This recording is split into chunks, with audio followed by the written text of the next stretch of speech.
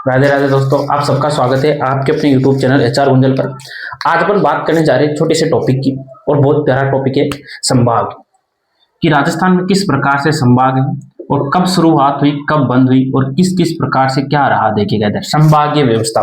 राजस्थान में संभागीय व्यवस्था की अपन बात करते हैं तो देखिएगा इधर राजस्थान में संभागीय व्यवस्था की शुरुआत करने वाले कौन थे। शुरुआत तो राजस्थान के प्रथम सीएम हुआ करते थे कौन, हीरालाल शास्त्री जी। राजस्थान के प्रथम सीएम कौन थे, हीरालाल शास्त्री जी। इनके द्वारा संभाग व्यवस्था की इनके समय पर शुरुआत हुई। और शुरुआत में कितने संभाग थे, तो 5 संभाग थे। कितने संभाग थे, 5 संभाग थे।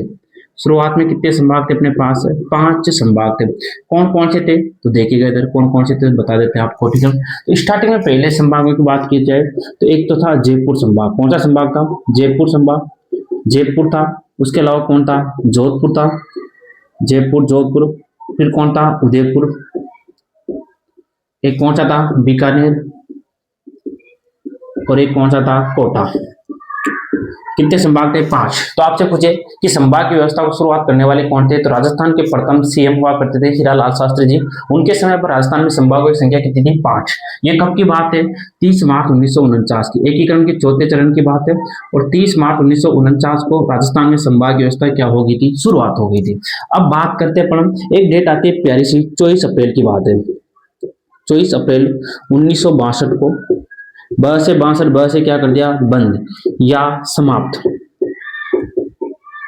यानी कि सुखा दिया। किसने सुखाया, तो मोहनलाल सुखाड़िया ने। मोहनलाल सुखाड़िया जी के द्वारा।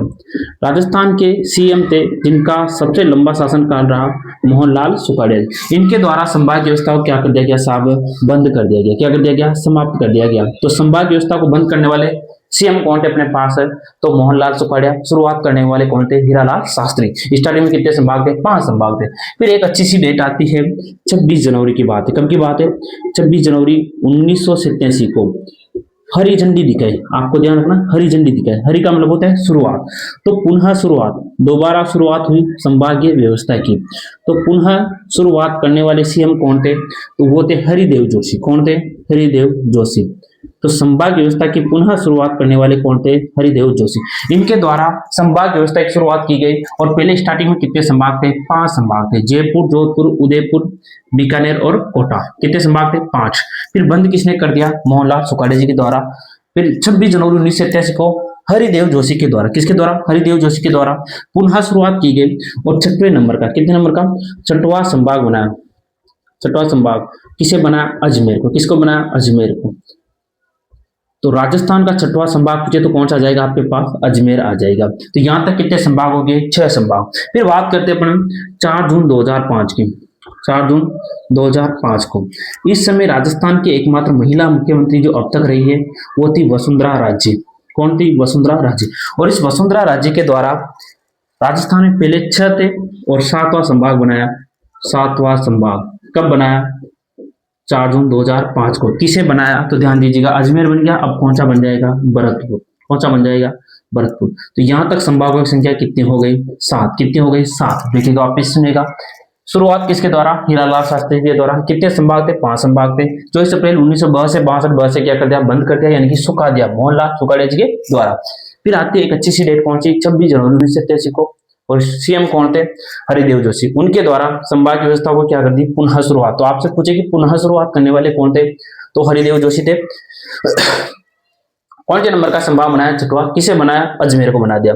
यहाँ के बाद अपन बात करते हैं कि 4 जून 2005 को राजस्थान की एकमात्र महिला मुख्यमंत्री जो 2003 में पहली बार बनी थी, ठीक है। तो मुख्यमंत्री कौन थी, वसुंधरा राजे। इनके द्वारा 7वां संभाग कब बनाया, 4 जून 2005 को। और किसे बनाया, तो भरतपुर को। यहां तक संभागों की संख्या कितनी होगी अपने पास, 7 संभाग हो गए, ठीक है। तो देखिएगा आगे बात करते हैं अपन कौन सा संभाग किस जगह पर किस प्रकार रहा।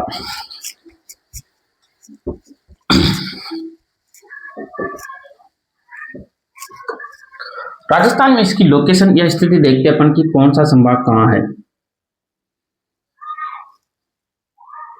ये प्यारा सा अपना कौन रहा, विषम कोणे पतंगाकार आकृति और रोहम्बस के समान अपना राजस्थान।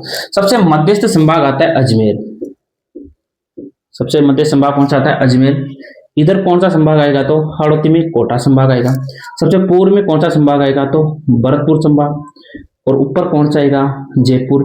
और सबसे उत्तरी संभाग कौन सा आएगा? तो बीकानेर। बीकानेर। सबसे पश्चिम की ओर चलते हैं तो इधर कौन आएगा? जोधपुर। और सबसे दक्षिण में चलते हैं तो यहाँ पर कौन सा संभाग आता है? तो उदयपुर। तो संभाग कितने हो गए टोटल?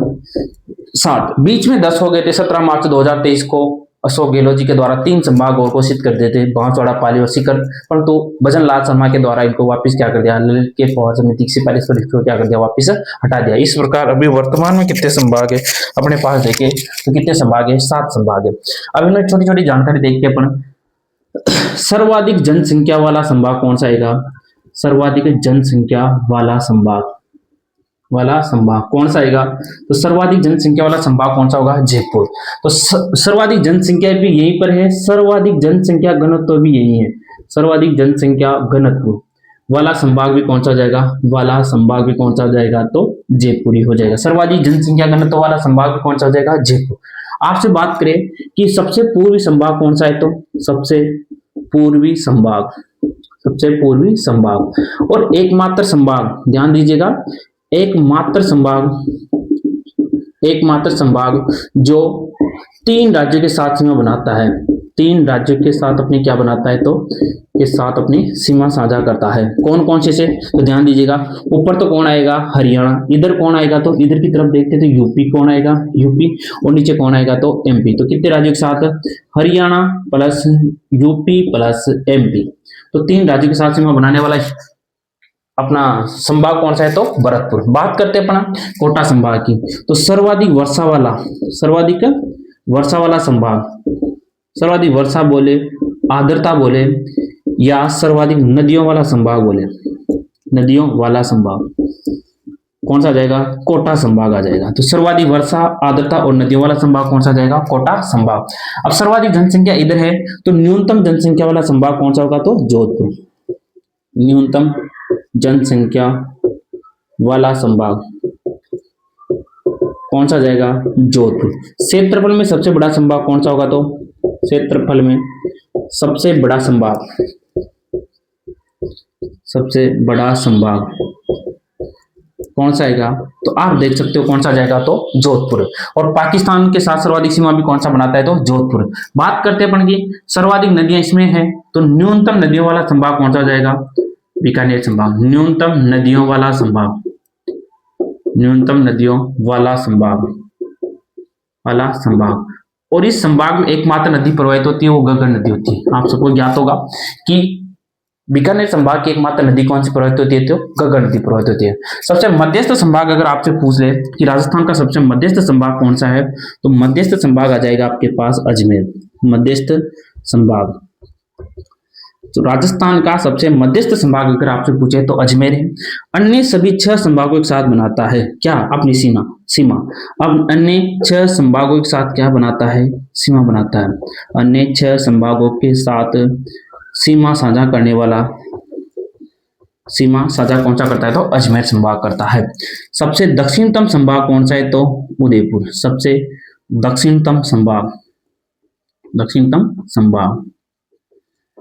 तो दोस्तों इतनी सी जानकारी मेरे के द्वारा आपको बताई गई, ये पाठ स्पष्ट बताया गया मैंने संभागों के द्वारा। अगर अच्छा वीडियो लगे तो कमेंट करके बताना ताकि मैं भी दूसरा पार्ट तैयार कर आप तक पहुंचाऊं और आप अच्छे से नोट्स बनाकर इसको तैयार कर लें। छोटा सा पार्ट है परंतु बहुत इंपॉर्टेंट पार्ट है। राजस्थान की स्थिति विस्तार में देखिए तो स्थिति विस्तार को मजबूत करने के लिए एक अहम भूमिका निभाता है। कौन सा पार्ट है? संभाग। अगर आपको अच्छा लगे तो कमेंट करके बताना, मैं दूसरा पार्ट आपको डाल दूंगा। धन्यवाद दोस्तों, राधे राधे।